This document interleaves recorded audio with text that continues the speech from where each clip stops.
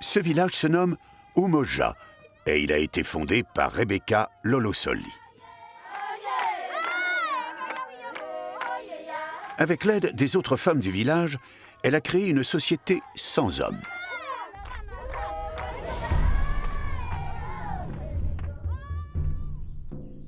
Bonjour Rebecca. Dites-moi un peu plus sur ce village et les femmes qui y vivent. Actuellement, 48 femmes habitent ici. Et il y en a d'autres qui vont bientôt arriver.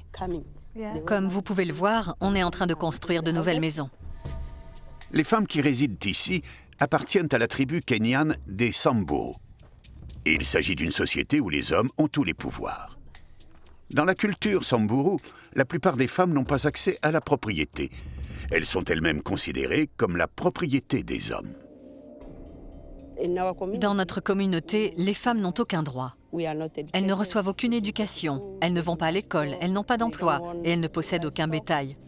Elles n'ont rien pour subvenir à leurs besoins. Le peuple Samburu est polygame. Et quand un homme commence à se lasser de sa première femme, il arrive qu'il la batte. Et puis il finit par la mettre à la porte de la maison qu'il partageait. Si une femme ne tombe pas enceinte, elle est jugée inutile. Elle se retrouve isolée. Personne ne veut d'elle.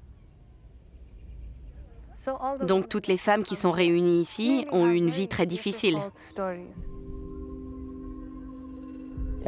Elles ont été battues, elles ont été menacées de mort et elles ont été violées. Rebecca, elle aussi, a été maltraitée et expulsée de son foyer. C'est à la suite de cette épreuve qu'elle est partie de son village pour fonder Umoja. On a lancé Umoja en 1990.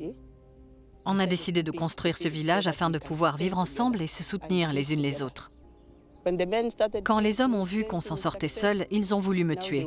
Ils se disaient que s'ils se débarrassaient de moi, le village dépérirait. Ces hommes sont venus tabasser les femmes du village. Ils nous ont volés et ils ont essayé de nous chasser de nos terres. Même ma mère m'a dit d'arrêter ce projet et je lui ai répondu que je n'arrêterai jamais.